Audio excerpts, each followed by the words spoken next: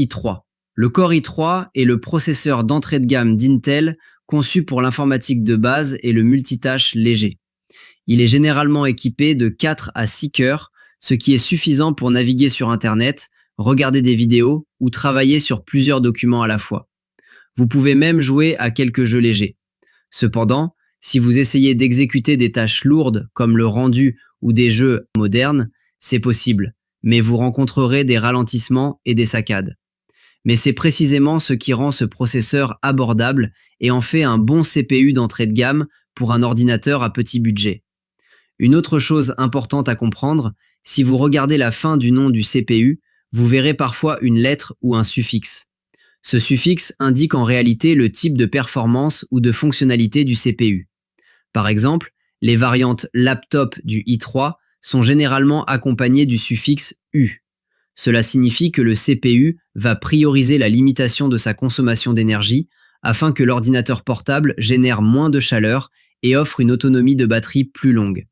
C'est particulièrement utile pour les employés de bureau ou les étudiants, car ils n'ont pas besoin de recharger constamment leur appareil puisqu'il peut tenir toute une journée. Sur les ordinateurs de bureau, les processeurs Intel Core sont généralement équipés de graphiques intégrés, mais certaines versions disposent également du suffixe F, ce qui signifie qu'ils n'ont pas du tout de graphiques intégrés et qu'il est donc nécessaire de posséder une carte graphique dans son PC. Mais l'avantage de ces modèles F est qu'ils sont généralement un peu moins chers. Donc, si vous disposez déjà d'une carte graphique de rechange, ils représentent une bonne option pour une configuration à petit budget. Il existe également la version T, conçue pour les ordinateurs de bureau à faible consommation, ce qui la rend idéale pour les PC compacts ou les configurations de bureau, car elle consomme moins d'électricité et génère une température plus basse. Core i5. L'Intel Core i5 est le processeur de milieu de gamme et également l'un des CPU les plus utilisés par de nombreuses personnes. C'est parce qu'il reste abordable tout en étant plus puissant que l'Intel Core i3. Les processeurs i5 sont équipés de 6, voire de 14 cœurs, ce qui les rend suffisamment performants pour la retouche photo ou vidéo, la programmation et bien sûr les jeux également. Cependant, une petite précision s'impose. Un niveau de CPU plus élevé ne signifie pas toujours qu'il est beaucoup plus rapide et plus puissant s'il appartient à une génération plus ancienne. Par exemple, si nous comparons un Intel Core i3 avec un Intel Core i5 de la même génération, le i5 est bien entendu nettement plus puissant. En revanche, si nous comparons une nouvelle génération d'Intel Core i3 avec une ancienne génération de Core i5, ils se révèlent en réalité assez équivalents. En effet, même si le Core i3 est d'un niveau inférieur par rapport au Core i5, sa vitesse et son efficacité s'améliorent considérablement s'il appartient à une génération plus récente. En parlant de jeux, les gens comparent parfois aussi l'Intel Core i5 au Ryzen 5, car en général, Intel offre des performances légèrement supérieures grâce à des fréquences d'horloge plus élevées et de meilleures performances sur un seul cœur. En ce qui concerne les suffixes, le processeur i5 pour laptop conserve le suffixe U, mais il dispose désormais également du suffixe H. Ce suffixe H signifie que le processeur est destiné au laptop gaming, car il offre de meilleures performances, mais consomme davantage d'énergie. Sur les ordinateurs de bureau, certains modèles i5 intègrent le suffixe K, ce qui signifie que la puce dispose de la fonction d'overclocking. Ainsi, si vous souhaitez overclocker le processeur, il peut fonctionner à une vitesse supérieure à sa vitesse normale, mais cela nécessite une consommation d'énergie plus élevée et génère davantage de chaleur. Donc, si vous prévoyez d'utiliser cette fonctionnalité, vous aurez besoin d'un meilleur système de refroidissement, comme le refroidissement liquide, car les ventilateurs classiques ne suffisent généralement pas à maintenir une température adéquate. Core i7. L'Intel Core i7 est un processeur haute performance destiné aux personnes comme les créateurs de contenu qui ont besoin d'exécuter des programmes lourds tout en effectuant du multitâche simultanément. Ainsi, si vous pouvez jouer à un jeu en haute qualité avec un Core i5, avec un Core i7, vous pouvez jouer à votre jeu en haute qualité tout en enregistrant votre gameplay avec OBS Studio, en utilisant Discord et en ouvrant de nombreux onglets Chrome, le tout sans ralentissement. Et tout cela est possible parce que le Core i7 dispose de davantage de cœurs, généralement entre 8 et 20 cœurs. En ce qui concerne les suffixes, le i7 pour laptop est généralement accompagné du suffixe HX. Le HX fonctionne de manière similaire au H, mais offre des performances nettement supérieures. Il est généralement présent dans certains laptops gaming haut de gamme et épais, car il nécessite des systèmes de refroidissement plus imposants pour dissiper la chaleur.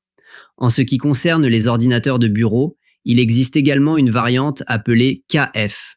Cela signifie simplement que le processeur dispose de la fonction d'overclocking, mais qu'il n'intègre pas de graphique, ce qui le rend moins cher par rapport à la variante K. Cependant, il est important de savoir que les gens préfèrent de nos jours AMD plutôt qu'Intel, notamment pour les niveaux haut de gamme comme le Core i7 et le Ryzen 7. En effet, bien que les CPU Intel offrent toujours de bonnes performances, les processeurs Ryzen affichent généralement des températures plus basses à des prix similaires, voire inférieurs, et offrent de meilleures performances globales. Core i9. L'Intel Core i9 est le processeur phare d'Intel, conçu pour les professionnels et les passionnés de technologie. Il dispose de 16 à 24 cœurs, ce qui le rend extrêmement puissant pour les charges de travail lourdes, comme la modélisation 3D de niveau studio, les jeux exigeants en qualité ultra et le montage vidéo en 4K. En ce qui concerne les suffixes, ils sont identiques à ceux du Core i7. Ce qui le différencie, c'est que le Core i9 est simplement plus puissant en termes de performance.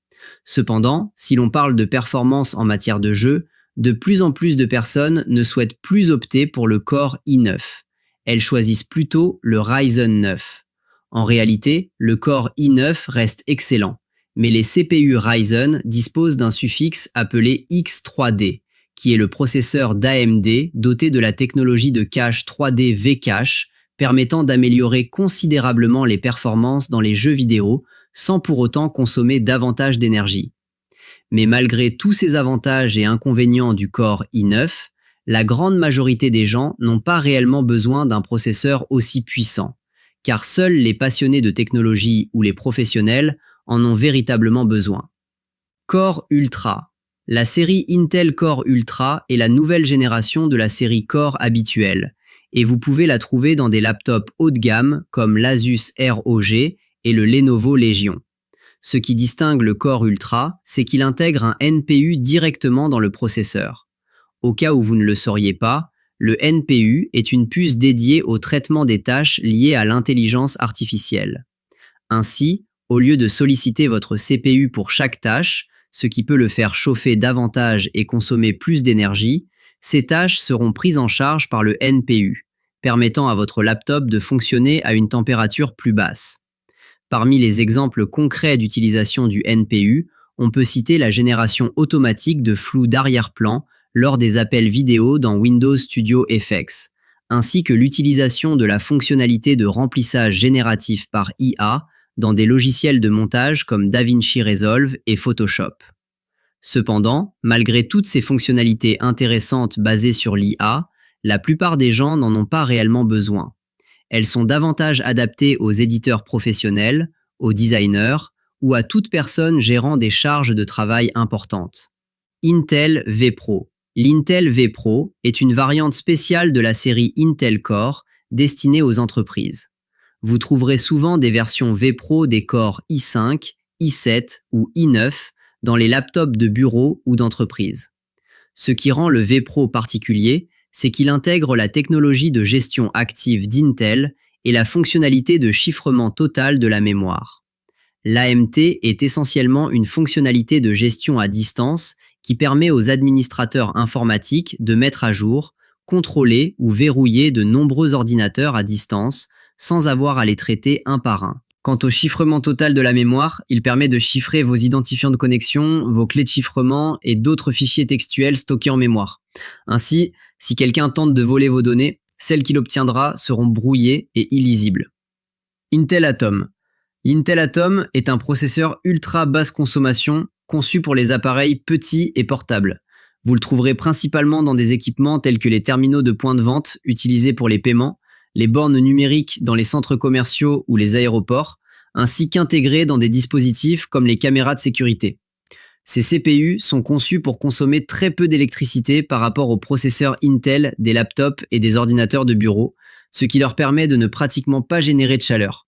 C'est pourquoi ils n'ont pas vraiment besoin de ventilateurs ou de grands systèmes de refroidissement comme les autres CPU. Intel Celeron.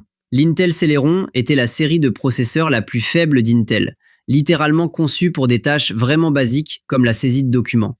Il était principalement utilisé dans les laptops bon marché et les PC de bureau au début des années 2000. Mais Intel l'a officiellement abandonné en 2023 car personne n'utilise plus ce CPU si limité.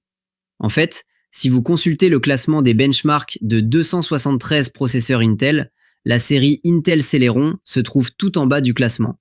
La raison de sa faiblesse est que, à l'origine, il s'agissait d'une puce Intel normale, mais présentant des défauts et des erreurs. Intel a donc décidé de désactiver ces cœurs défectueux pour les faire fonctionner normalement et les a ensuite désignés sous le nom de Celeron. C'est pourquoi, si vous ouvrez un seul onglet de navigateur avec un Celeron, tout fonctionne bien. Mais dès que vous en ouvrez deux, l'ensemble du système commence à ralentir. Intel Pentium. L'Intel Pentium était fondamentalement similaire à l'Intel Celeron. Les deux étaient peu performants et ont été abandonnés en 2023. Mais la différence est que le Pentium était légèrement plus puissant et plus cher que le Celeron. Vous pouviez donc ouvrir davantage d'onglets de navigateur ou exécuter de simples applications bureautiques de manière plus fluide. Il pouvait même gérer quelques jeux, comme les échecs ou le classique Doom. Intel Xeon. L'Intel Xeon est un processeur qui n'est pas destiné aux PC ordinaires, mais aux stations de travail puissantes et aux serveurs qui gèrent des tâches exigeantes, comme les simulations à grande échelle, les centres de données et le cloud computing. Le Xeon est capable d'accomplir tout cela en continu sans planter, car il dispose d'un grand nombre de cœurs, comme 32, 64, voire 120 cœurs. Les CPU Xeon prennent également en charge les configurations multi-CPU, de sorte qu'une carte mère peut utiliser 2 processeurs Xeon ou plus simultanément pour gérer ses charges de travail lourdes. Avec toutes ces capacités, l'Intel Xeon a dominé le marché des stations de travail professionnelles pendant de nombreuses années. Mais de nos jours, le Ryzen Threadripper d'AMD a pris le dessus, car il offre plus de puissance et un meilleur rapport qualité-prix.